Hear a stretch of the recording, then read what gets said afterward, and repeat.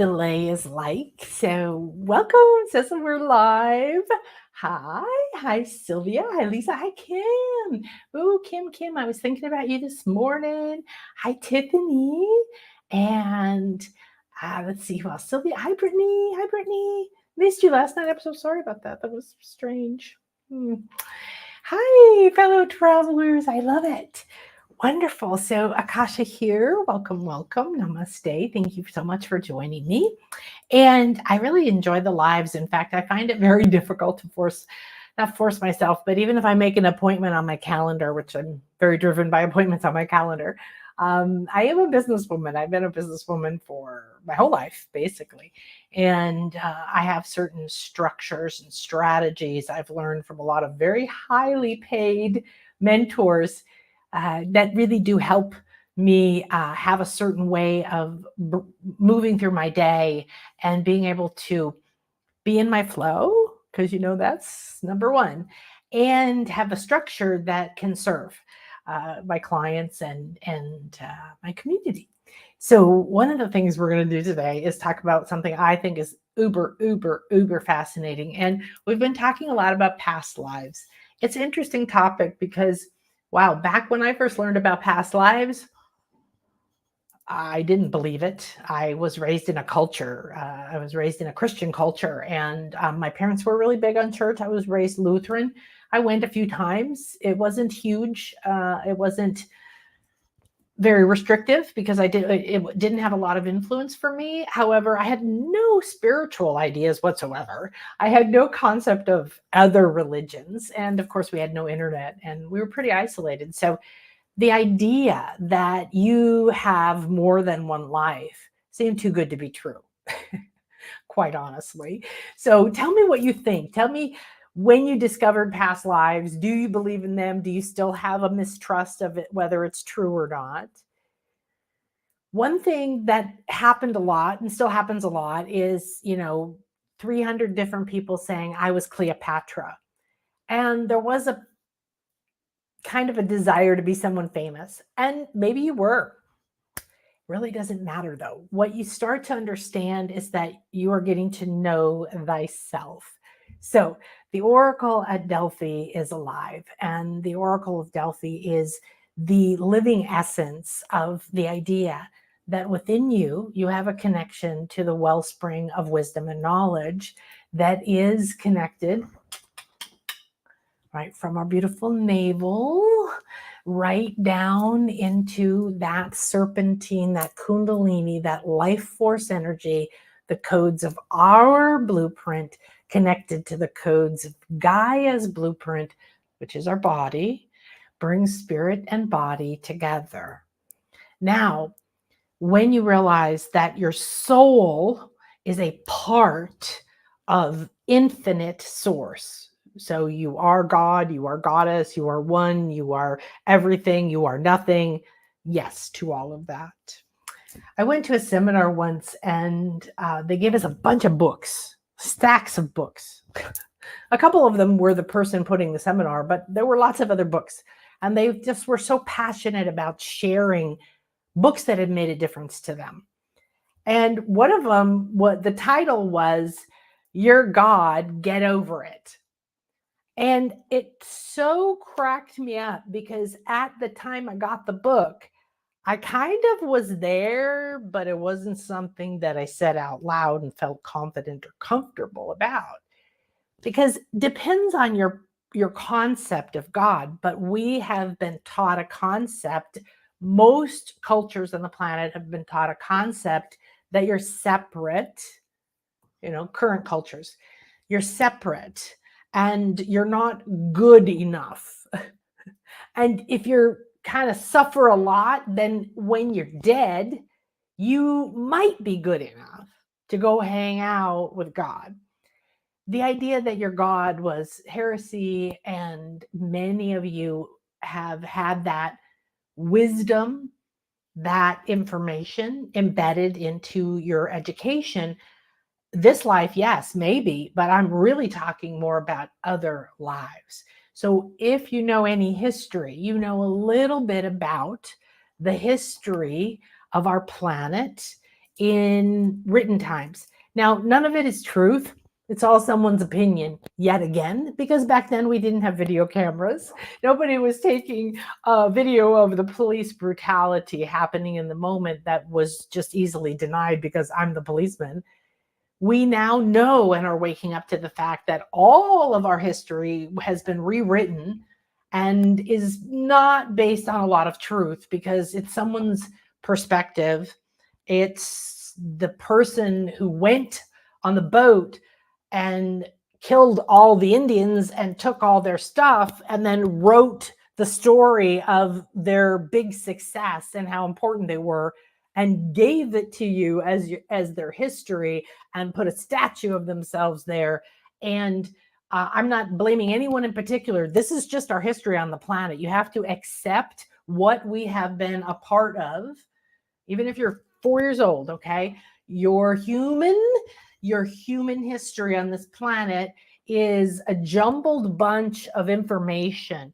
And then we were taught to memorize facts in history about wars, dates of the people who fought the wars, and the strategies of the people, our important head person, and how brilliant they were.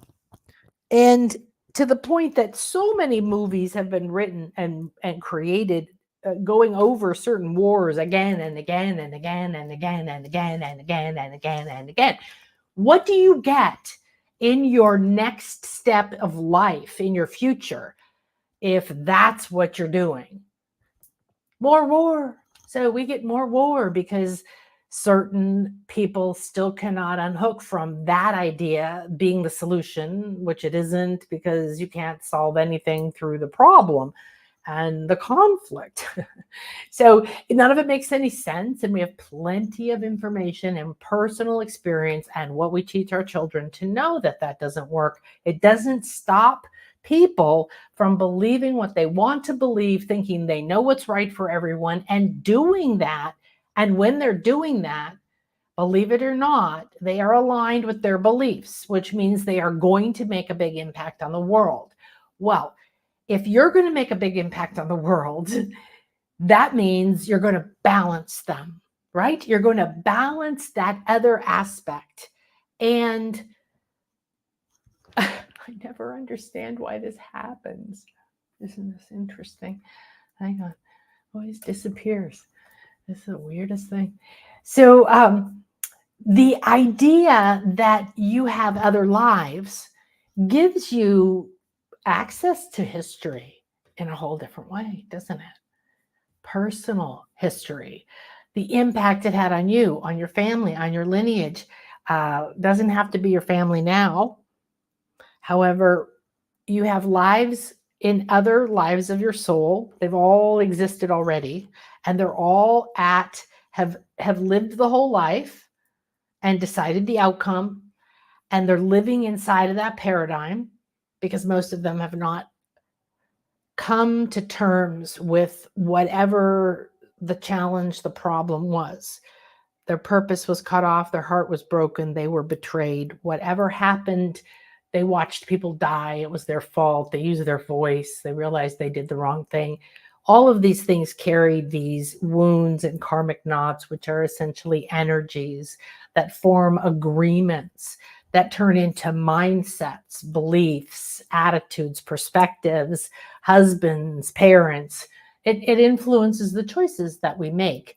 So your whole life, interestingly enough, is created by your past lives, because you are the only life that I'm aware of at this moment in your soul. And I've been doing this work for almost 40 years, 35, 38 years, with people. And the depth of my journey, I'm kind of glad I didn't learn this back in the beginning, because I've been through so much intense stuff in my life, as you have. And when you acknowledge it by stepping out of it and looking at it more like a pattern, a trail, a path, a hero's journey, whoa, there was the ups and there were the downs and there was the pain and there was the loss and there was the failure and there was the desire and there was the craving and then there was the success and there was this and there was that and there was that. This is a good story you're living. It's a story. Every one of your lives is another story that you helped co-create, that you helped write. Because when you created this life, there's a blueprint. It exists in your Janisa crystal right down here, attached to that umbilical cord that we focus on, especially at the retreats, to reconnect to Gaia. We're going to be going into the cave, the womb of Gaia, and doing our connection now that we've activated. I'm so glad, hi Morgan, that I had this beautiful conversation with this wonderful woman. And she said, when you went to Greece, you changed so much. And when you did that work with the navel and Gaia, it was so profound. And I thought, it was. And we do the same thing. It's just now that has been brought back into the awareness. There's more of my lives that can come and be present with me when I do this retreat in the caves with the cacao, with the dolphins, with the inner child, with reclaiming. We are going to be doing soul retrievals. And these soul retrievals are so profound because the past lives are so present. So we're doing the past lives. It's a private session with a series of live classes that start tomorrow and go through March, and then classes and information about past lives. And the processes are a soul retrieval you can do for yourself, a past life regression you can do for yourself. You put it on and you do it again. So it is essentially about the cost of a private session, and you get all of that stuff. So it's a groovy thing happening right now. I think it's on sale for a little while longer. You should be able to find it in the shop if you want to join us. Stunning. These sessions are stunning. I love my private sessions. I love my intuition classes because the lives that come forward, what people see, I can't see what Kim can see. Kim is stunning. I can't do what Brittany can do. Brittany is like a fiery magnet. And the minute she puts her focus on anything, she starts attracting exactly what she needs. Right? And we all have that. And then we have the moments of not self where we go, no, and the fears shut it down. Well, one of the things I wanted to talk today, because these past lives that are coming forward are blowing my mind. And Kim just did one the other day. I just did one. I can't even remember who it was. I did so many sessions yesterday. And what's happening is I'm getting to see the pattern again. And then what's happening now in that pattern, that we're in this evolution. And so when I say, as far as I know more about past lives and your soul and the structure and the science, the light body structure, and the impact that vibration has. I've gone so deep into vibrational medicine. There should be a certification for vibrational medicine master, and in all different aspects. And what happens from that is just wisdom. And what happened from that is every time I was called to something, it connected me to another life. And maybe I knew it was a life and maybe I didn't know it was a life. So when I went to become a homeopath, where'd that come from? Well, wasn't anybody in my family. Nobody even took vitamins until I started going into natural healing. Animals started speaking to me. Everything fell apart in my life. So when you have a breakdown, when you lose your job, when your company closes, when someone doesn't pay you, when what you thought was going to happen doesn't happen in any way, breathe through the emotion, accept it and allow it, but let it be the fire that blends with the violet flame and opens the door for you. Go into the dark of the pain. I went through about 3.5 hours in the middle of the night laying there listening to the poor girl, because something that had come up for me was really exciting, really magical. Something happened. Wow, this was so amazing. And I was so delighted by it because most of all, I love whatever it is that happens. So, however, I love more what it means energetically, what it means about me and my light body, what it means about the work that I've been doing. And I say work because it's play and it's life, but it's work because I'm walking every day in my time space continuum, in the present moment as much as possible. And I am reminding myself, and I am activating before and after every phone call, before and after everything I do. Before I get up in the morning and go downstairs, I activate my light body. I cleanse and clear. I reactivate all the light structures around my house. I align to Gaia. I plug in my navel. And this is a natural thing for me now. And it seems unimaginable to walk through my day just gathering everybody's energies and never cleansing and coming back to my center. You're feeling heavy, you're feeling tired, you're feeling bogged down. You are not listening to your own wisdom. You are not tuned in to the millions of spirit guides you have. Of course, our crystals and our spirit guides and our animal totems and the directions and Gaia and everything, right? It's all phenomenal. And yet you also have this soul that you're a part of, and you are a design part of it. And because you're a pinnacle life, this is my words, I've made them up. If you know anyone else who's saying this, let me know. I love to see the my sleeves get caught on my my chair here. Who's talking like this, let me know. I don't listen to a lot of people. I want to remain as pure as possible. So my goal every day is to be as aligned as possible to my soul's signature frequency. And when I work with you in a class or the mastermind, so right now, if you're interested in the mastermind or a retreat or what it's like to work with me or what kinds of things, or if you want to ask questions about any of those things, grab one of the sessions that are happening right now to discover your soul's next steps. It's a 30-minute session I'm giving you free where we're going to essentially go into that. And just take a look at the email. We sent it out yesterday and today. And there is a link now that Donna has that you can go to a calendar and go directly there.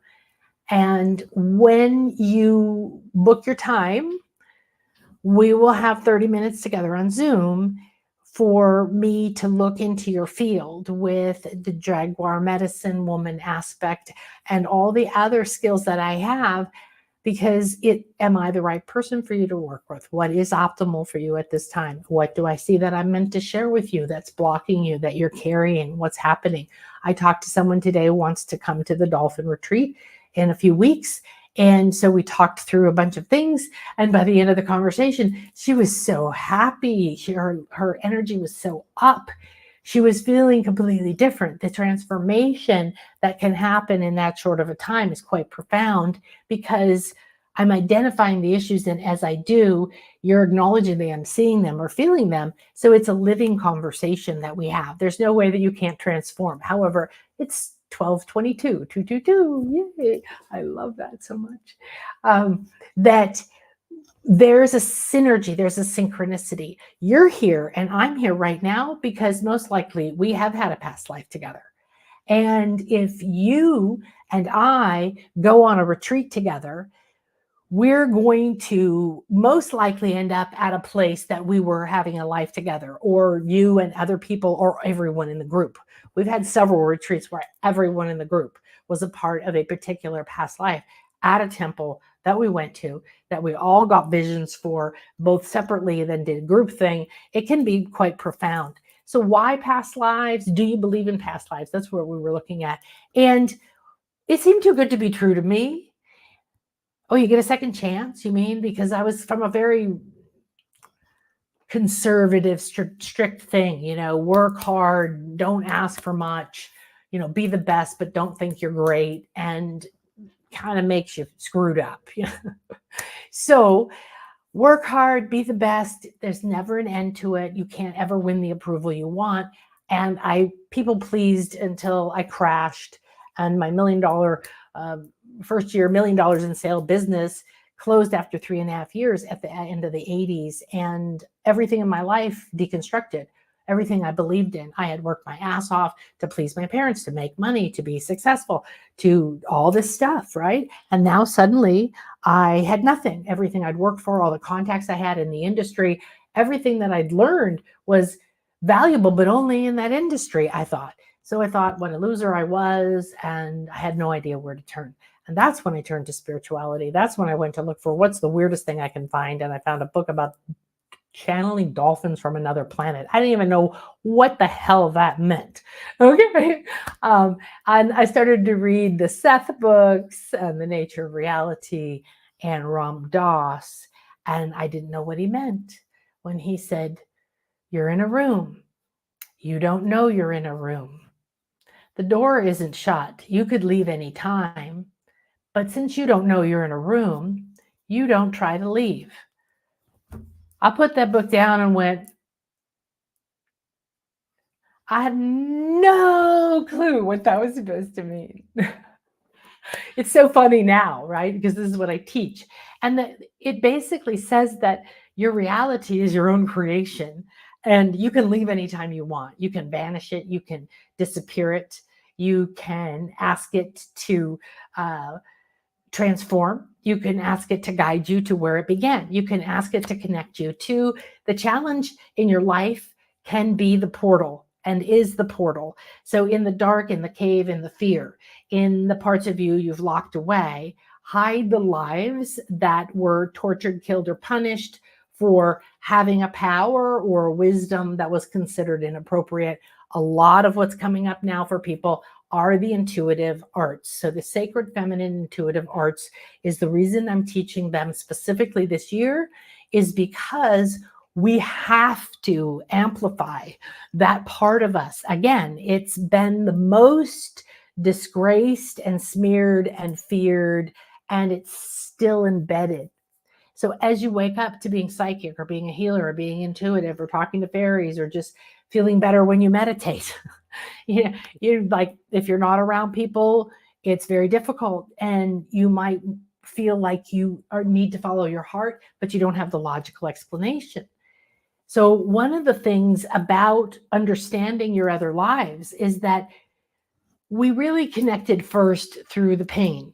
I was burned at the stake. So you go back and you see this life and you see yourself doing what you do now, which is healing or something. And then you notice that the person who burned you at the stake and the priest who condemned you and your husband who turned you in are the people in your life. They're like your dad, your brother, and your mother. And you can recognize that. And all of a sudden you understand while you're dying that you made this vow, you made this emotional decision that I will never do that again. I will always be quiet. I will never be seen. I will never show people my power. I will never be psychic. I will never, whatever. You fill in the blank, fill in the blank, fill in the blank. It doesn't have to be burned at the stake. Pick your tragedy. So we have our human history that tells us all this stuff has happened. This is what we've done to each other. You've done it to other people. They've done it to you. Your biggest wounds first came forward for many, many years now that were based on the deepest wounds, the deepest places you feel imprisoned and endangered. So much so that you were tortured and killed. Other people were, that you agreed to never, ever let it out. And you made a secret pact with yourself to keep it there. Next came through the lives that were showing you, I'm in conflict. I can't get out of this life. I don't realize I'm dead. Or there's some other aspect of that life that's not unfulfilled. It's definitely unfulfilled. That's part of it. That's probably a good word, right? It's incomplete and it was interrupted.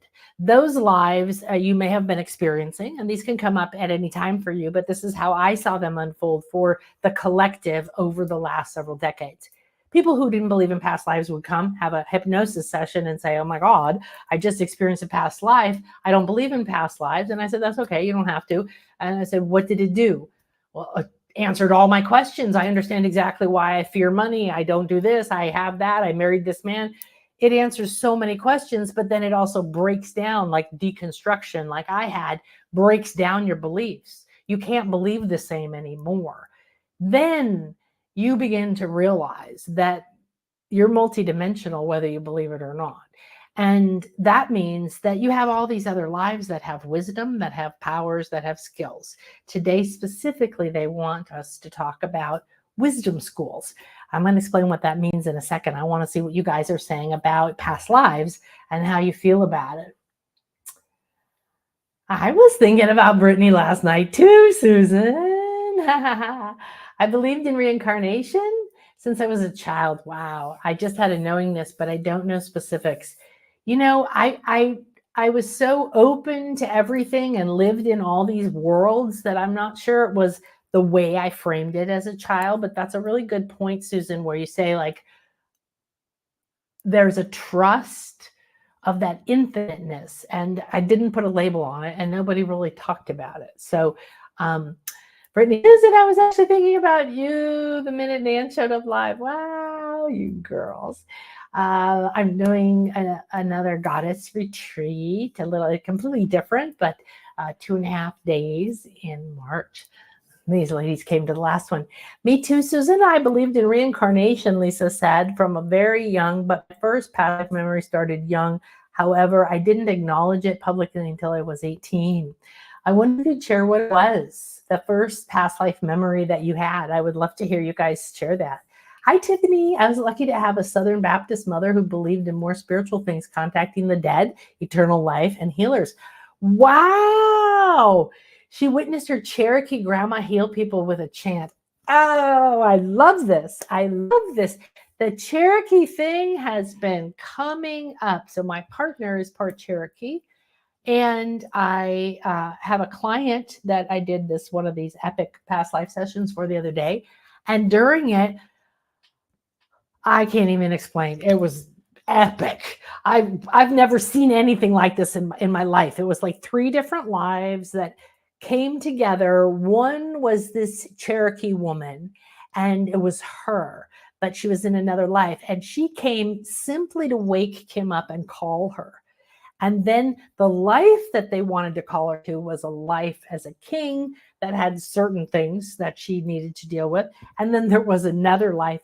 So, but I didn't say Cherokee during the session. It was Native, and I described the woman and I saw her, and I kept feeling this Cherokee, Cherokee, Cherokee. And at the end, we were talking, and she said, oh, well, I'm Cherokee, and this person's Cherokee, and I live in Cherokee. And I was like, oh my gosh. The Cherokee is one of the most well-preserved cultures. I hear, that's what Chris tells me. There is a wonderful YouTube channel if you are interested.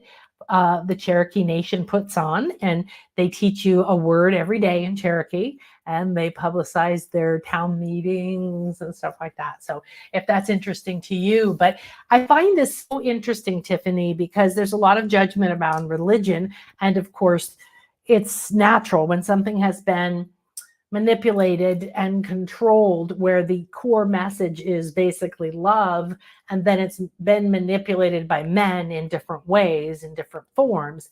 And then we have our interpretation of it and the way that it was used for us, against us, or not at all, I guess, right? Religion.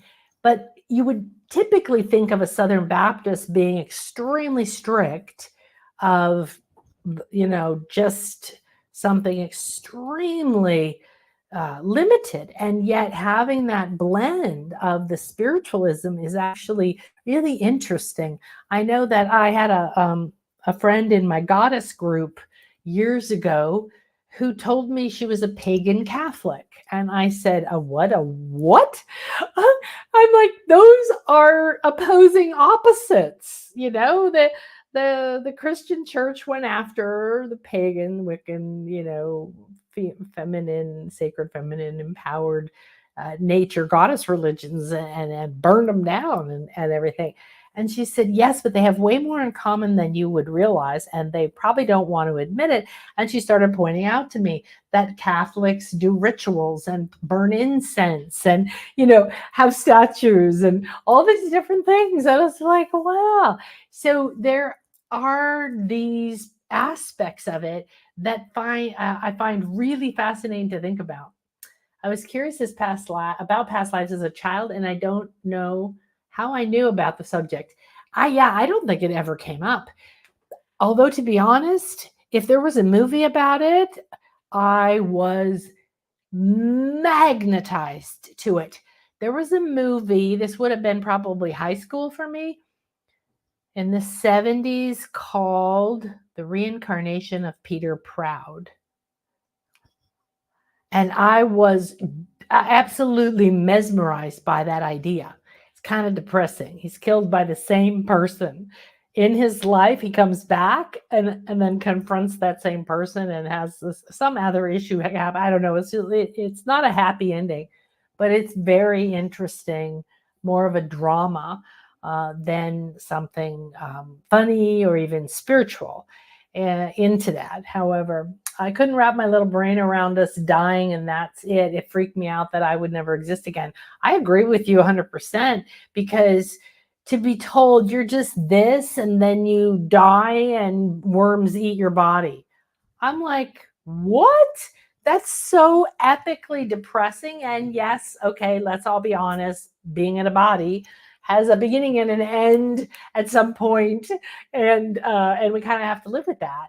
However, that's kind of the point of all this spiritual awakening, is to realize that you're not the body, that you're in the body, and those parts around it.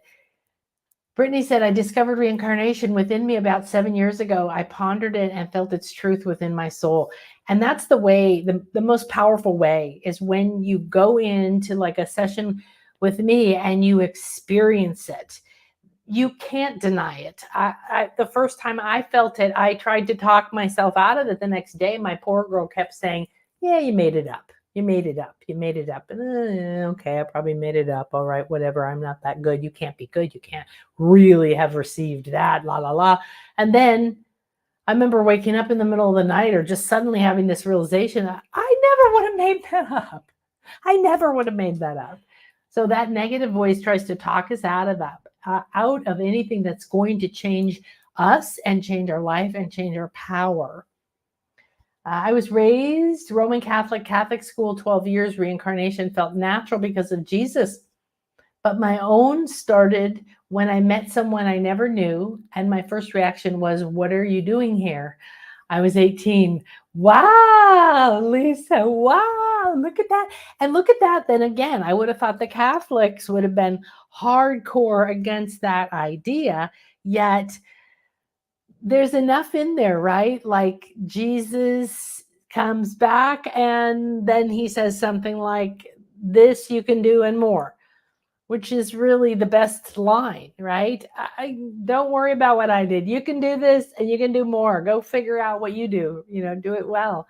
And really interesting, some of the information that has come through some people who had past lives in that context with Yeshua or Jesus ben Joseph.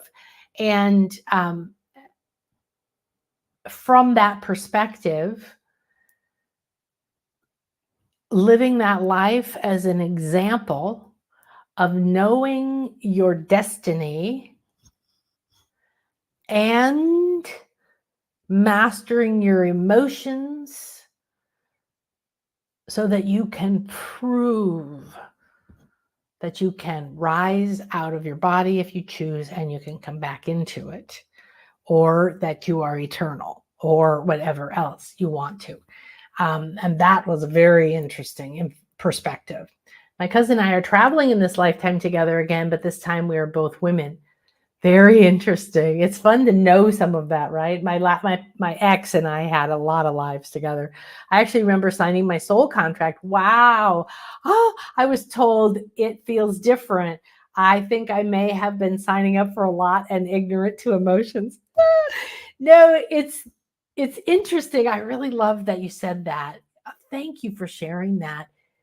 This is what's so cool about a community, right? Is that we all get to see how people are receiving or waking up to this and how it colored your path, your ability to receive, see, or believe something that I wouldn't have seen. And it could be sitting right there in front of both of us. But if your receptors, your perceptions, your belief system aren't aligned with that, it's going to make you blind to it. All right. And God, remembering signing your soul contract, it does feel different. And that's why what we're talking about is that this life isn't complete yet. You are actively in this present moment making the choices, completing the contracts for so many other lives, so that a huge percentage of your soul now comes together like a united front. And you are on the platform of unity, the top of the Mayan pyramid. And we're going to go to it. And you get to that and you say, yeah, now we are one. I'm going to tap into my wisdom. I woke up last night at 12:22. Oh, I just had 12:22 pop into my vision here a few minutes ago, and got a vision of a past life. This Brittany said that. Wow. Lisa, my cousin and I have shared memories of her being a priestess, and I was her guardian, warrior, protector. Viking, druidic times. We always had a strong bond, but didn't discuss it until you're 21. How incredible. And this can happen. This could be with, a sister, a brother, a mother, a father, a best friend, a teacher, a husband, a wife. There can be different people in your life that come in and you feel.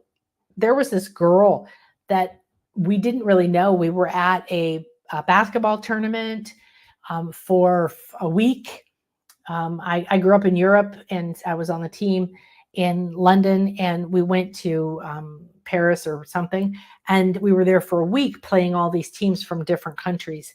And you went and hung out and went to the pub and got drunk with all the other teams and got to know them, and you stayed at people who lived there that were on the team. You stayed at their house. It was a community, and we would share things. And there was this one woman, I did not know why, on another team, and I was enamored with. I mean, I was in love with her. I didn't even understand what that meant.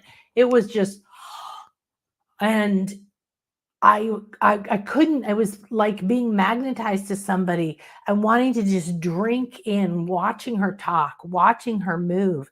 I now know that's definitely a past life, a karmic connection. Whatever transpired between us, we didn't really even talk that much, but we were in the same place doing something. For some reason, our lives passed in the 3D for that brief time. And there was clearly an exchange of some kind of energy, some kind of love, some kind of completion. Something happened. So it doesn't have to be a marriage that you waste or spend your whole life on, completing something like that. My friend who I had the experience with at 18, I introduced her to her now husband, even though we only knew each other briefly, about 6 months, and I never met her husband in person, only online. How wild. Her brother and I were lovers in a past life. Isn't this cool? So it's so interesting, gives you depth, right, and dimension to this. Thank you guys so much for sharing. I want to hear more about your past life. Brittany. Oh my gosh. I cannot wait to see Brittany at the end of this year. Brittany and Kim and Deb and so many more of you incredible women coming into alignment with your true selves and being willing to walk through every day, whatever that is that comes up that says, I'm continuing to move towards my light, my fire, and my wisdom, and not get caught up in the fear. Just, here's what's on my plate today. It's okay. It's okay. It's okay. Letting go of that attachment to needing things to be the way you want them right now. You are where you are, so you accept where you are. Where we are right now is, yes, they're calling us. The wisdom schools are calling us. So let's go ahead and relax. And I'm going to excuse myself for 1 second and drink my Jugo Verde. And I wanted to bring Nike to the front and center. Nike is a Greek goddess of victory. That's why the shoe company's named Nike. It's a goddess. And she's prominent on the Acropolis. So when you go to Athens with me, we're going to have a Sacred Athens tour day. And you'll see that her temple juts out. They put it on the part that juts out over the city. And this was there, And you imagine walking through your day with her out, her wings out over you as part of your consciousness, as part of your reality. When you went into the Parthenon, the huge temple on the top of the Acropolis, to Athena, there was this enormous statue of Athena, 3 stories tall. And in her hand was Nike. So, don't know if you can see, this is Nike, again with the wings. And this statue of the victory, winged victory, was 6 feet tall in her hand. Okay. This is a huge sign of what they wanted to impress into the mindset of the people in the culture. And so I was weeding out the altar, bringing in more space, more simplicity, and allowing some of the energies to come forward, and the wings, of course. But she kept saying, this is it now. This is it now. You want to come? No, you stay there where everybody can see you. Okay. Here. There you go. Okay, good. All right, so I am going to share my screen with you. Now, what we're doing today is looking for, so you can hold your intention. It's really important. So I did a big cleansing of my space, my land, my home, and breaking down all of the light structures I've had around it for a long time that I reactivate, and cleanse. It was like a deep spring cleaning. And I put up some new ones this morning. And I want to have that energy now. When I created this Infinity Healing Chamber, we came into a space that was very tangible, very kind of juicy in the colors, a little bit like this cranberry lady on the outside here, that kind of deep richness, maybe the blood, like the life blood energy. So I want you to feel that temple around you. Now, if you want to, Brittany's been here. Susan has been, yeah. Susan's been here too. This is the Jaguar Temple at the site for Ishel, and that's the Temple of Kukulkan behind me there. And these are sacred places that hold powers and energies that maybe you had a past life here. Maybe you had a life that was deeply influenced by somebody who went there, who was from there. Maybe you left, but your mother kept teaching you the ancient ways. My first past life memory, no, my second, in the Maya land where I live, was 8.5 years ago now that I arrived on the shores for 2 months. That's how long I was going to stay. So when I came to the site, Chris was in the car with me, but he was working on the laptop and he had to finish something.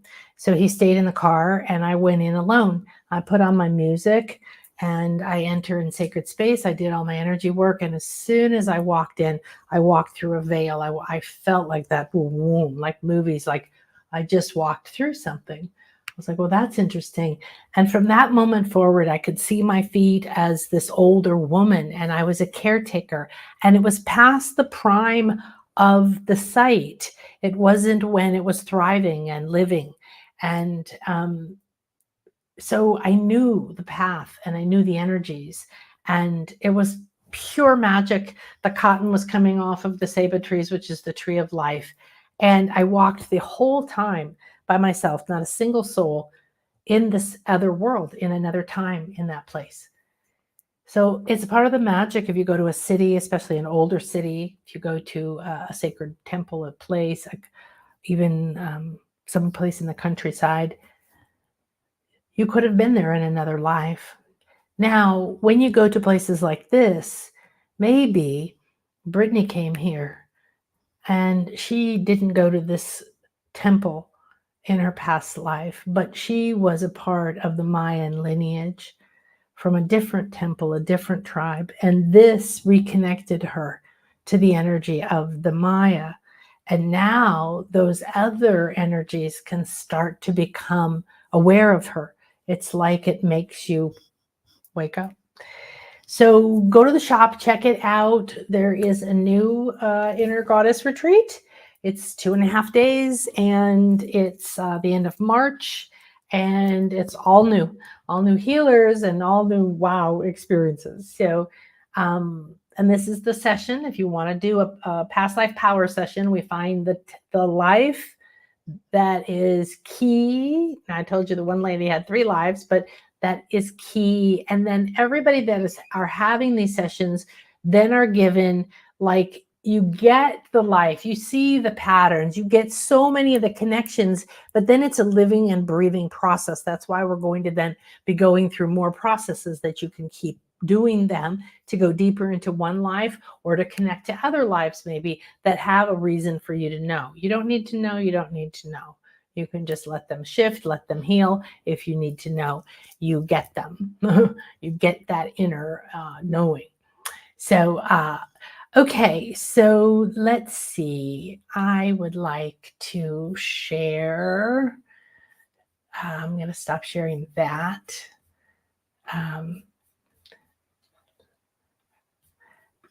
Okay, so who feels like they were in a wisdom school? And what I mean by that is I was a priestess to Ishel in that life, and I was also a priestess to Ishel in previous lives at that site when it was thriving. I was a young maidenish age trainee. And I was a priestess of Athena in several different temples around ancient Greece at different times. When I was a child, I had the memory of being in Delphi and where the oracle is, and being in oracle in training. And I mostly remembered the sanctuary of Athena, which is a different part. It's all built up a mountain. It's at a different part. As a child, I instantly walked in there and knew everything. I knew the place. I knew what we did. I knew the spring was over there that we purified in. Everything. Growing up in Europe was profound because from age 9 on, I would go to Florence, and I remembered where things were. My parents were like, "What is going on here?" Right? I would go to Greece. Wow, it was a big one for me. Still is. Still is. So wisdom schools they don't have to be spiritual either. It could be a medicine school. It could be a medicine school that's like a traditional medicine man in some kind of Mesoamerican tribe. It could be in the East where you studied with a guru. It could be in ancient Egypt where you were a priest or a priestess that learned a particular method. Or priest kings were very common in the ancient cultures, which meant that if you were the king or the queen, you also had to become a medicine man, a spiritual person, because it was your job to talk to the gods and interpret the signs and symbols. So you were the one on top of the temple, bleeding yourself, and it wasn't an offering to God, but it was more about going into an altered state to then commune with the elements so that you could find out what is the best thing to do for your people. Okay, a wisdom school could be like in the Renaissance. Maybe you were a painter. Maybe you were one of the painters who apprenticed with a famous artist, and you even did some of their paintings. Or maybe you were in a wisdom school of newer medicine, Western medicine or Chinese medicine, and maybe you were in Asclepion. So in ancient Greece, the Asclepions, this is Asclepios, the god of healing, and his symbol is on the emergency vehicles, the blue star of life with the snake. That's his symbol. And these were precursors to hospitals. They were spiritual healing centers filled with snakes where you dreamed your solution with him. And this was I lost track there where what how this was related. But so wisdom school. So maybe you were a healer at a place like this where you learned to interpret the signs and symbols from the gods. Maybe you read runes or movement. Maybe you were an oracle of some kind or a seer of some kind, an advisor of some kind. Maybe you were in Avalon, priest. Most of the women in Avalon were being trained into, if you've read that book, right, being trained into the priestess, becoming like the Lady of the Lake, so to speak. So there's throughout history, throughout time, there's Atlantis, there's Lemuria, there's Mu, and there's a lot of these different wisdom schools on other planets. I went to many universities in the Pleiades. I started to become aware of it when I was waking up at 3 a.m. every day. And the channel I went to said, oh, that if you're depending on what time you wake up every night, it will tell you what university you're in. And 3 a.m. at that time meant I was in the Pleiadian University, he told me. So there could be a wisdom school that you've never heard of, because there's lineages that passed on between only the family and many through women. And I'm seeing more and more of my clients have a lineage thing where they are a part of a lineage and therefore manifested a father that tried to prevent them very, very, very severely from ever using their power because they were all a part of another life where that power was forbidden or would have caused an attack. So from the love of trying to protect a loved one became the imprisoner of the loved one and then manifest into this life in the same roles, but using words like you're no good, you're no good, you're useless to create that new prison that has kept the person captive. This is how these lives come up. So why care about the wisdom schools that you've been in? Why care about the wisdom schools and the possibilities? Because they're going to relate to what you're meant to do in this life.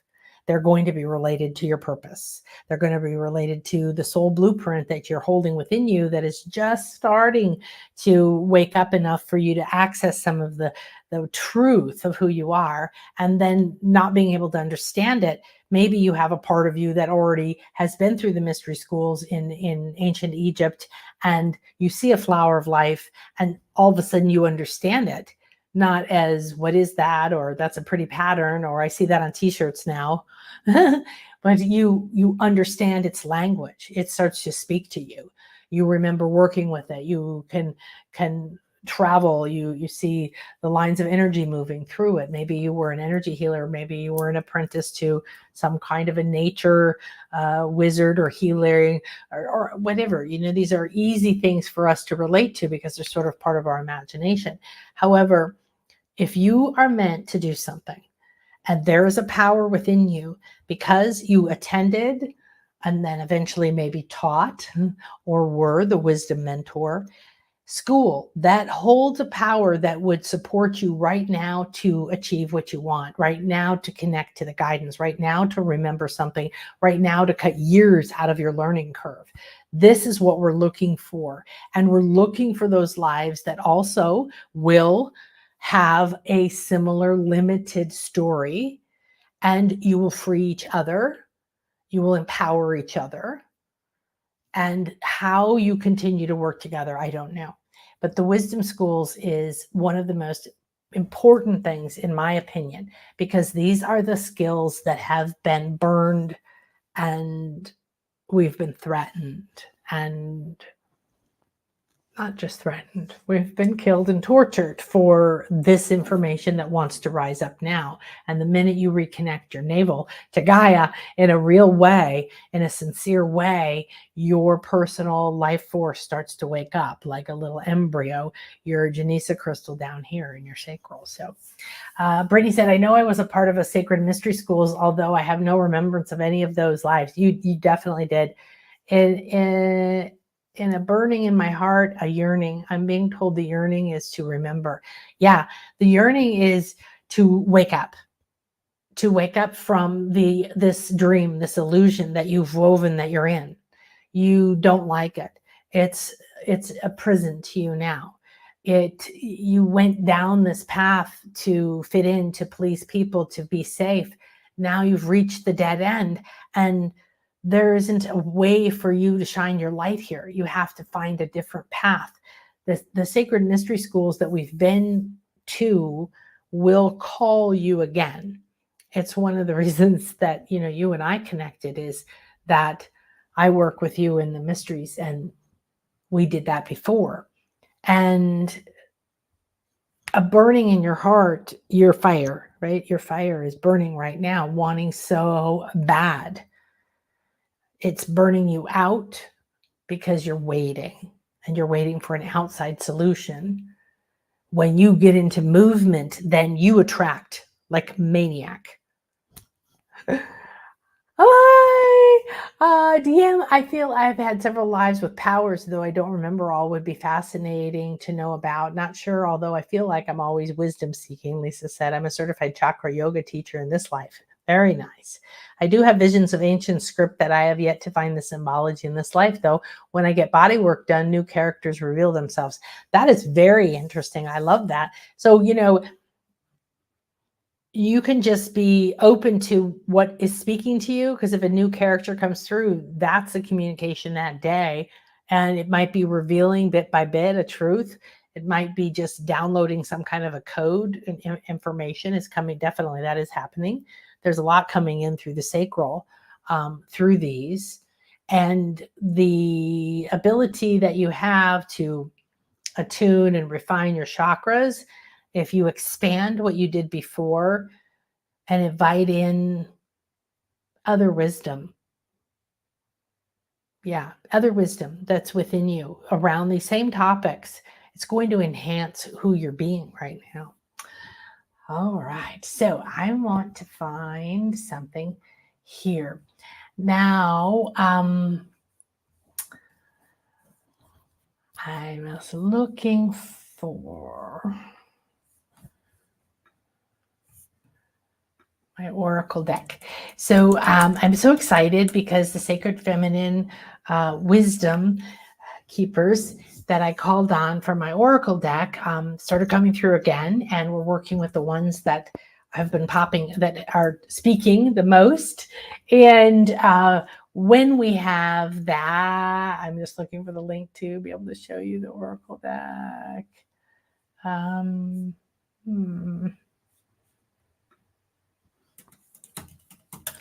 And what's come through now is a beautiful mermaid, some dolphins, and okay, I'm not seeing it, so I'm going to have to go hunting here real quick.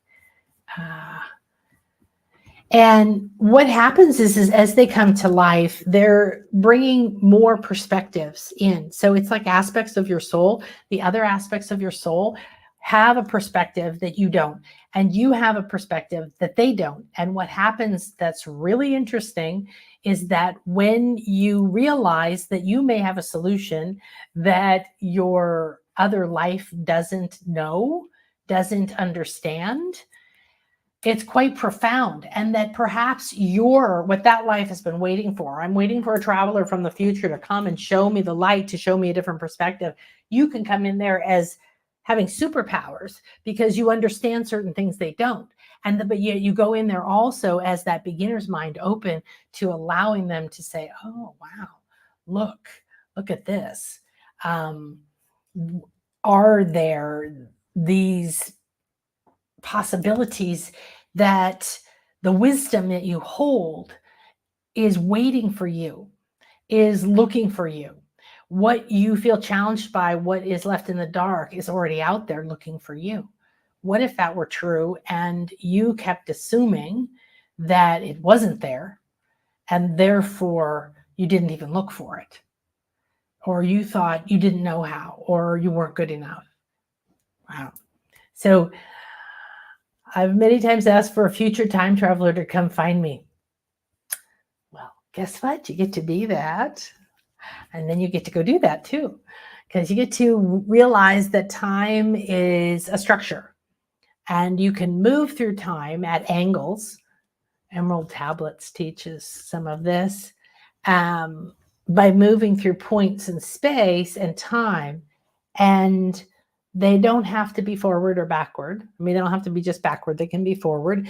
It's just that when you're moving forward from this moment in your life, you're going down a potential path. It doesn't mean that it's written in stone. So you might see something you don't like, and then you back out and say, okay, what can I do now that will change this trajectory? I don't want to create that. Or you see something you love, and then you come back to this moment and you say, I'm ready to take that wisdom.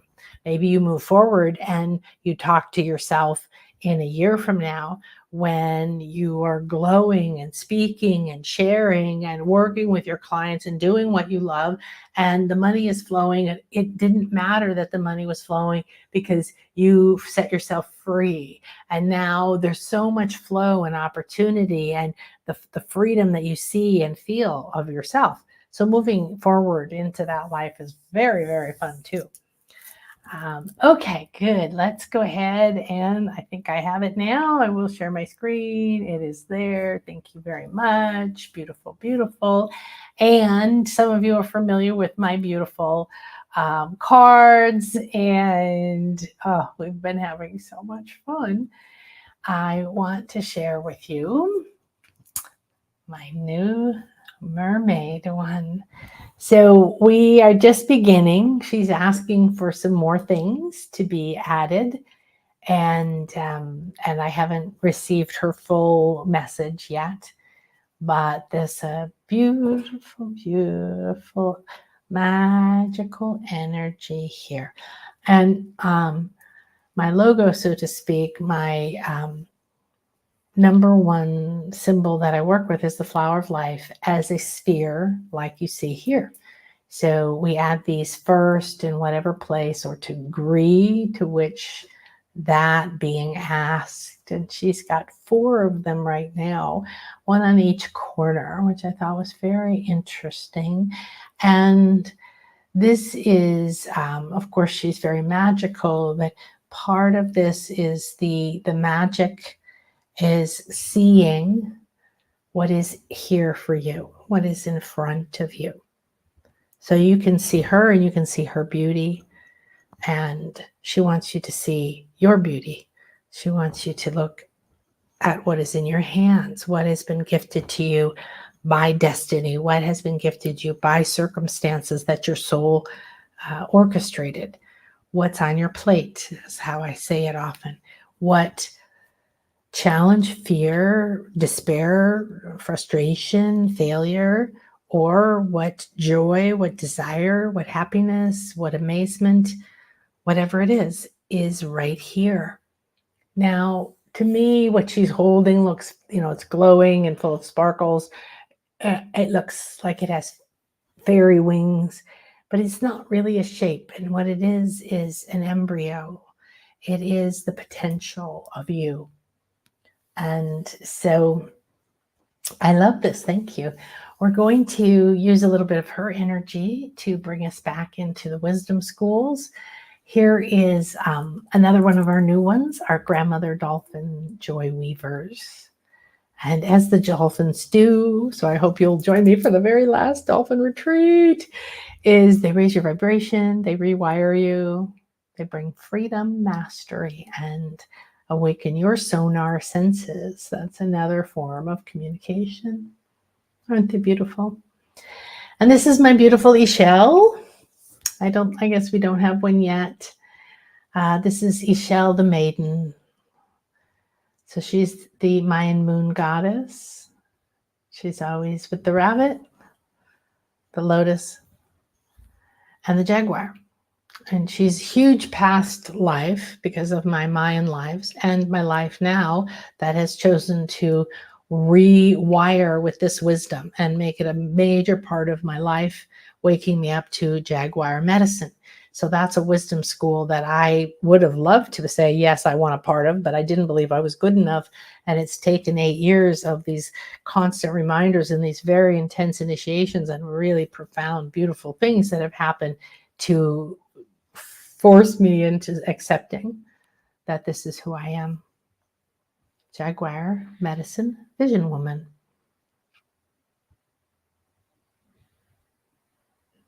And these are my butterfly jaguar.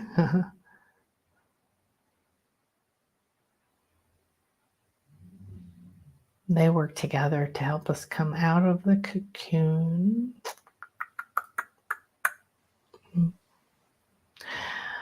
Okay, so let me just move through here, see who we're going to put up here for us today.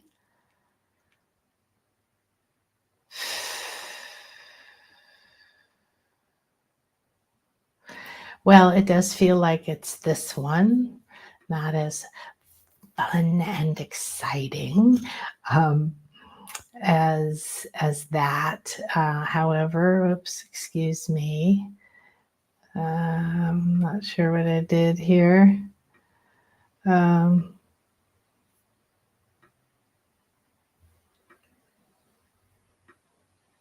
There we go. That's what I want. Okay, I just want you to have the screen and not my face. All right, good. So go ahead and just start to relax. And what we're going to do is just see what kind of message wants to come in through and from the wisdom schools at this time. Aren't they beautiful jaguars? I love it. I will join forces with others to transform this world within us, all living our full potential and purpose. DM says the mermaid is stunning. Oh, you're so welcome. Gorgeous. I know. Oh my gosh. I was asked last night if I had 3 wishes, what would I ask for? Number 1, to be in my full potential purpose.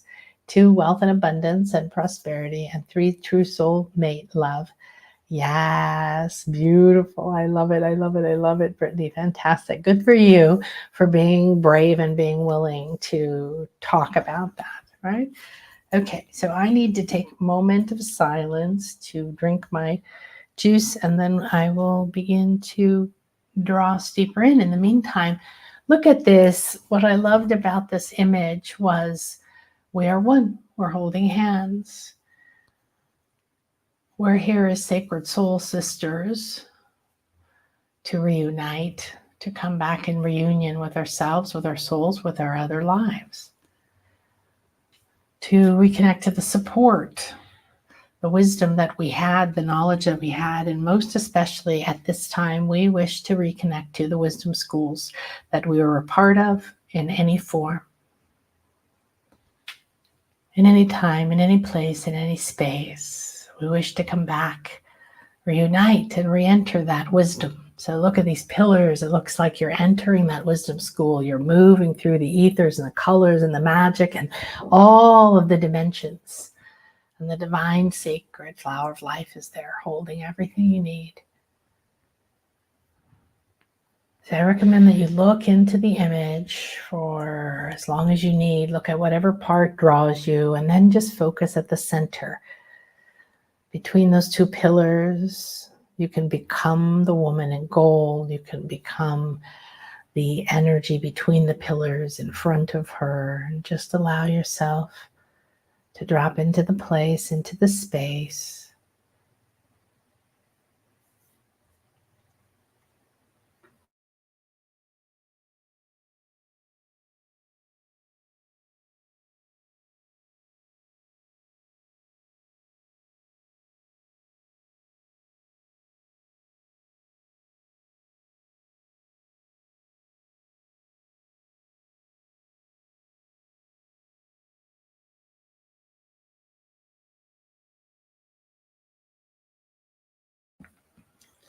As you drop deeper,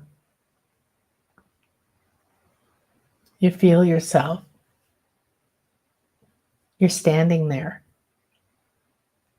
You can see and sense this mist, these colors. They're alive. They are masters.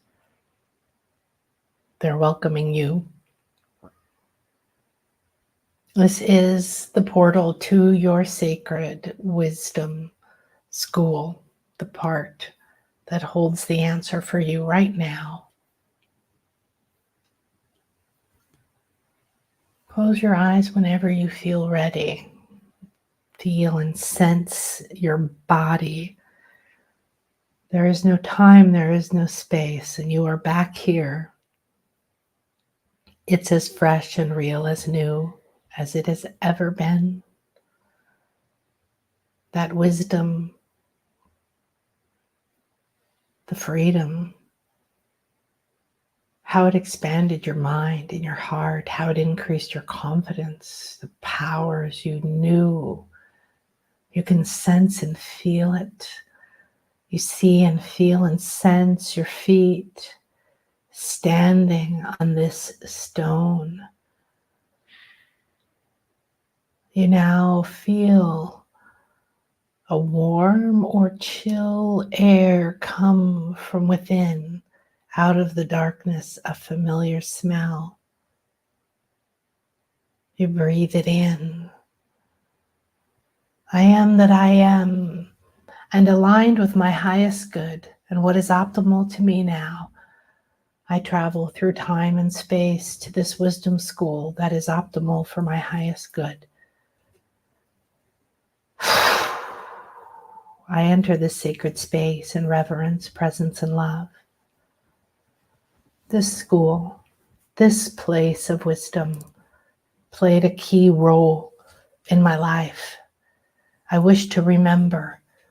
I wish to receive the messages that have been reaching out to me from this life, from this wisdom, from these mentors. I am here now, and I empty myself, mind, body. I dump all old energies.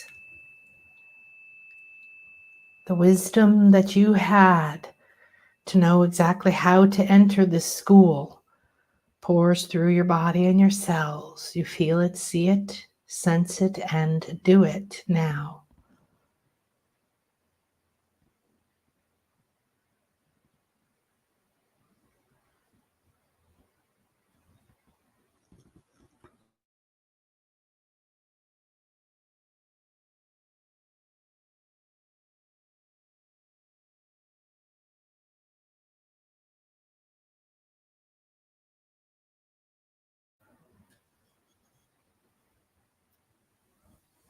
Now, as you stand here at the threshold of this wisdom school, whatever you may or may not be seeing, perceiving, or receiving, give yourself permission to be here now.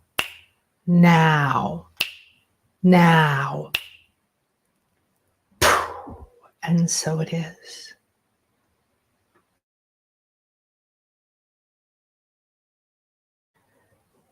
Again, feel more and more of your senses connecting into this moment in time. Do you feel like an apprentice, a new student? Have you been here before? Are you here to enroll or explore? Have you signed up? Is this the second year, third year? Why are you entering? Have you left to tend a garden, to do a ceremony, to climb a hill, to sit in silence, to lead a class? Drop deeper into the moment.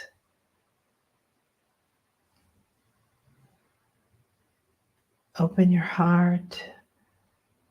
Connect now to who you were in this life that is called to you.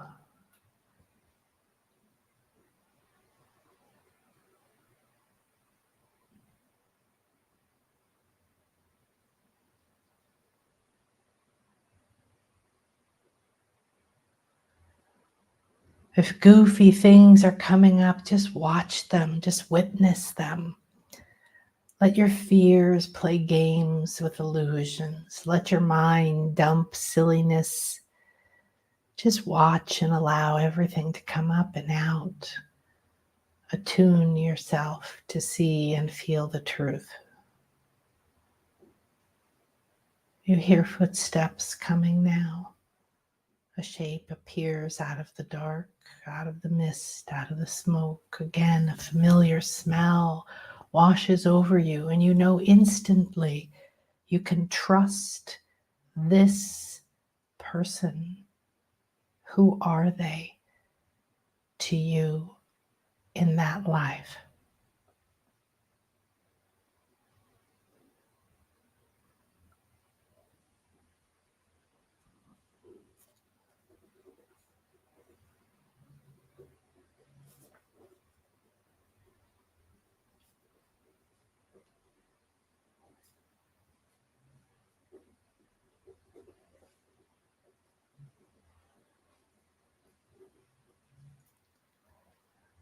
You greet each other. How do you do this? With a nod, a hug, a shake? Are there words or no words? Do you hear music or is there silence? Are you alone or there more there? You enter the school now. There is a meeting. You are told the meeting is for you. The meeting is for you. You can sense and feel now there are many, many gathered. You are being taken through the school. You see and sense so much. Familiar places you sat, classes you were in. With each step, the memory becomes more alive within you. Yes, thank you. I'm ready to remember. I accept this. I accept this connection. And I accept the guidance that this provides for me in this now moment for my exact challenges, blocks, desires. I'm ready for this to reveal my truth, my path, my power, my destiny. You moving in deeper now.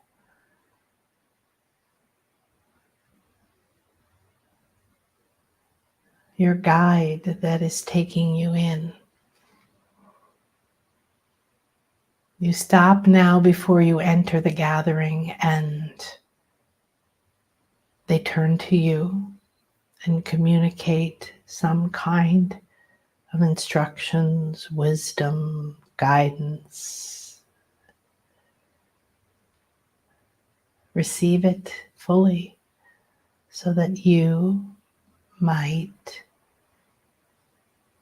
enter and receive.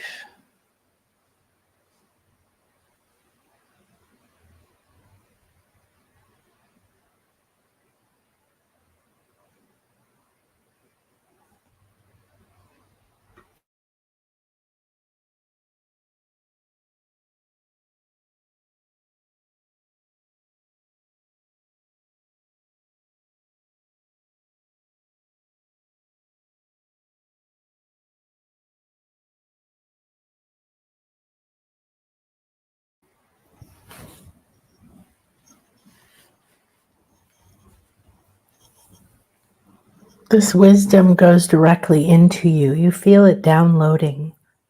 Perhaps you see or remember symbols, images, visions, powers. Perhaps you shift and feel yourself standing within you in a different way. Perhaps you feel wiser, safer, more connected. You enter now together. There is this gathering.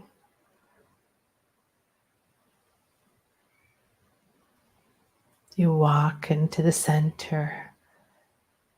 Everyone is here for you. This assembly has been called. You are returning. You are like a legend that has returned through time and space to your very own school. Everyone here knows who you are. You stand in the center, and without a word, you look around into the eyes and the auras, and you see yourself through their eyes. What do you see? Who are you to them?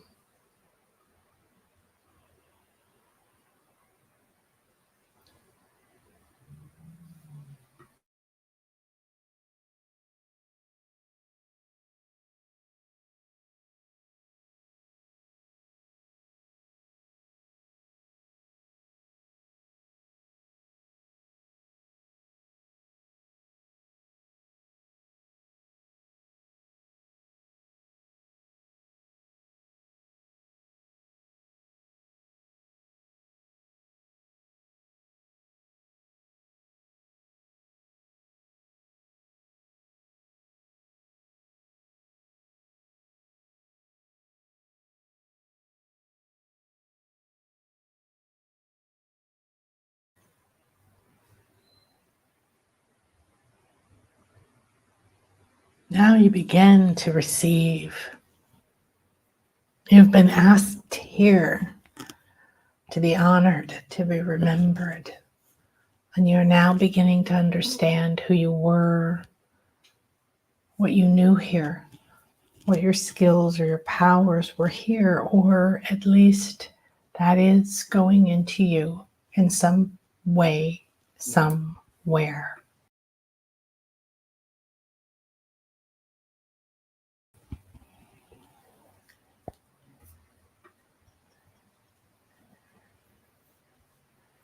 Now, whatever it is that you knew or did here, that is the exact wisdom you need right now in this moment, comes to you. Perhaps one person brings you something. Perhaps they all emanate a particular light towards you. Perhaps you drink or download something. In some way, you will receive this and it will become a part of you.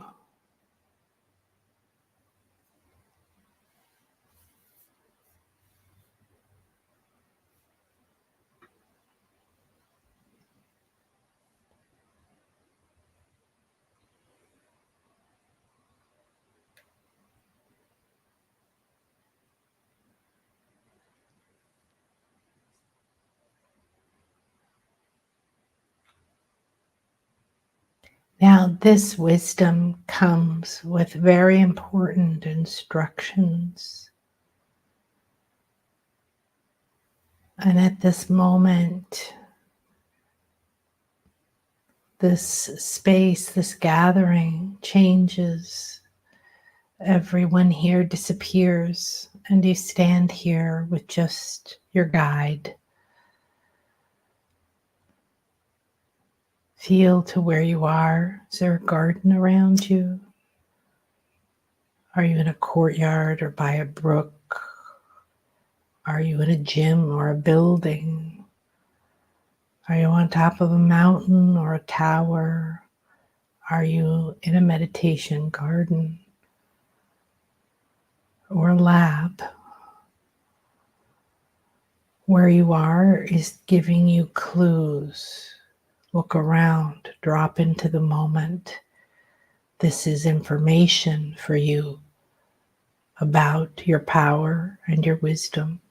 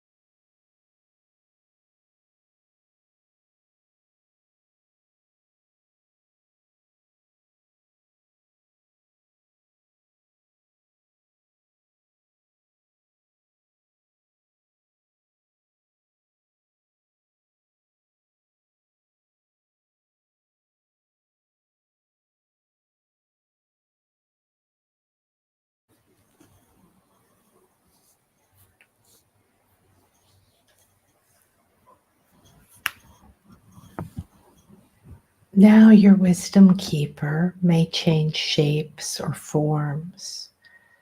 There may be another message, another guide, another clue here for you.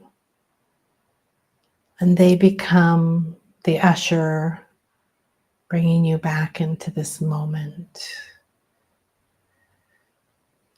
Do they go from a glowing goddess to a Pegasus and bring you back down into this moment on the winged horse? Do they go from being a rainbow to being a river and slowly come back into this moment?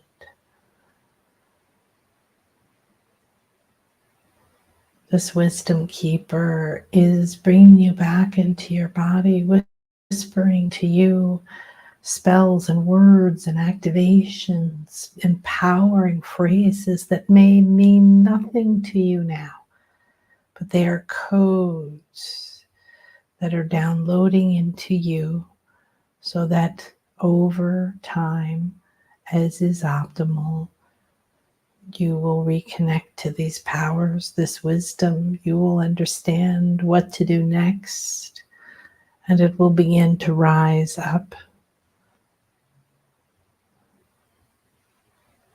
So now gently and beautifully accept with great gratitude all that you've experienced, all that you've reconnected and received.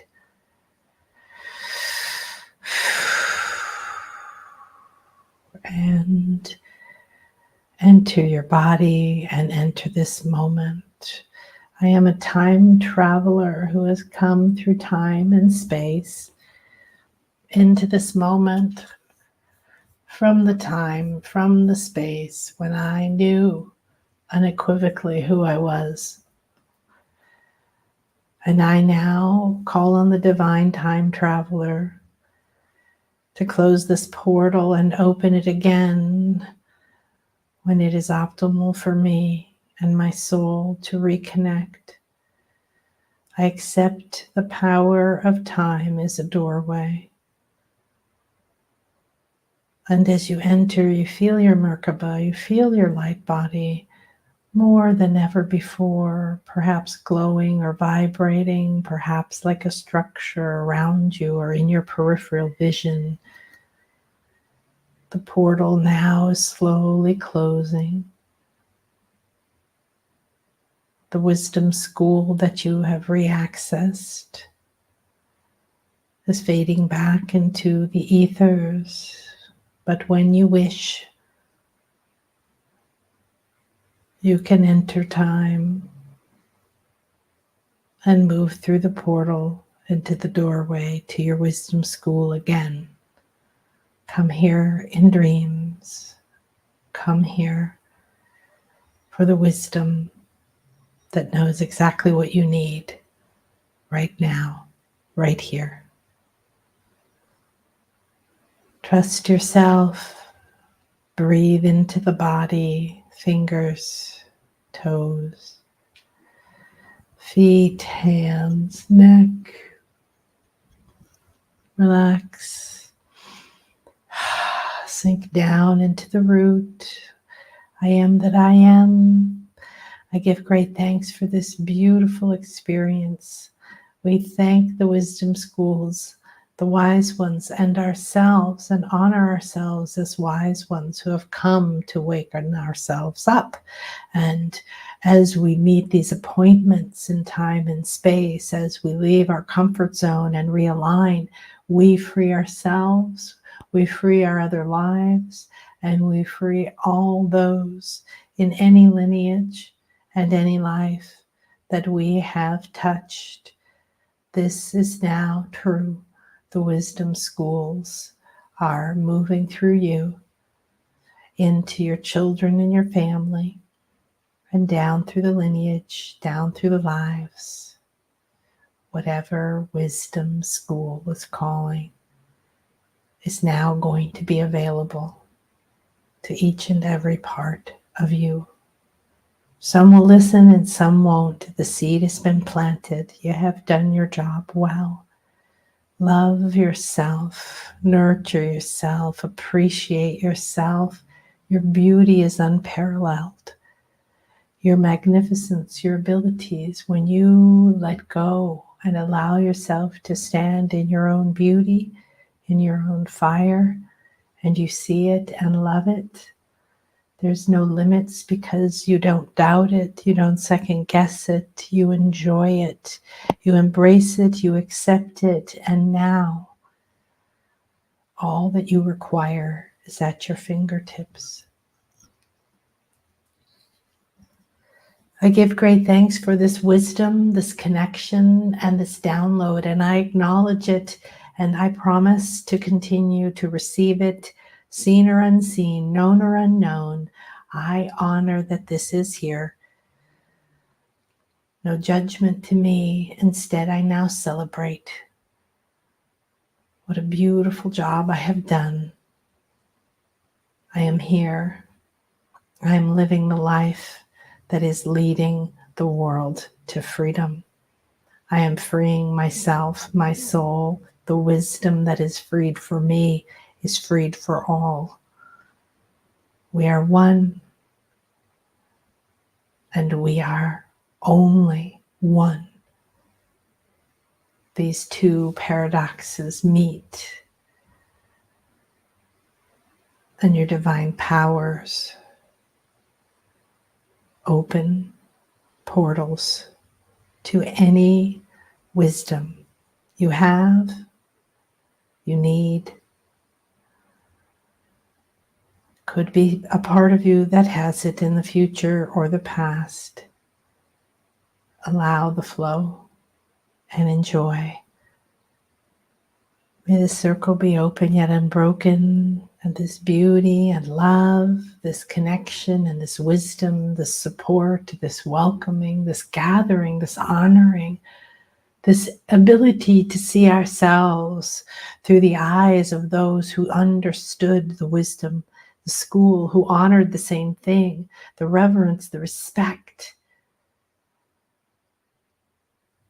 I love to see myself this way. I love to feel myself this way. And I choose this to be my truth today. With every breath, every step, every touch, every choice, every word. And so it is. May the dragons protect us and guard us from ourselves and from that which may stop us from embracing the beauty and the wisdom, the timelessness of our whole soul. Thank you, thank you, thank you. All right, everyone, namaste. I shared a different card with you here. I haven't spoken about her much, and at the end there, she was the one that was calling. She's called the Divine Time Traveler. You can see the portal behind her, the Merkaba, which represents your star tetrahedron, your Merkaba, your chariot, often used to spin the masculine and feminine pyramids in opposite directions to create the frequency to move through time and space. And this is the first light body activation that I learned. It is complicated. It has about 20 to 26 steps. It takes a lot of complicated visualization. And I moved from that learning, very valuable, and I'm very glad I had it, but that's here on the right, to the flower of life, the sphere of life with Alton, my mystery school teacher. And everything was the flower of life in a sphere. And this is the feminine approach that he taught us 24 years ago. I learned. And since then, the Merkaba of the light body has been such a beautiful, powerful thing that can move you through time and space to draw on wisdom, to understand things, to free yourself. There's just no limit. So enjoy your creative time and enjoy today. And I hope I see you in the mastermind or at a retreat. And let me know if there's anything at all that I can help you understand. And of course, if you are interested in that past life session and those other classes and sessions, I highly recommend you jump in. beautiful opportunity to pay basically for a private session and get all this other content and get the blueprint of your most powerful templates of your lives. And these are going to become something that become your BFFs. So, um, okay, thanks everybody. Can't wait for the deck. Oh, lovely jaguars and dolphins and beautiful doll. I love what you said here, Brittany. I hope you write this down. I will join forces with others to transform this world into all of us living our full potential and purpose. And so it is. Thank you, thank you, thank you. You're so welcome, Miss Brittany. So amazing. You're so welcome. Thank you for playing with me today, and I hope to see you soon.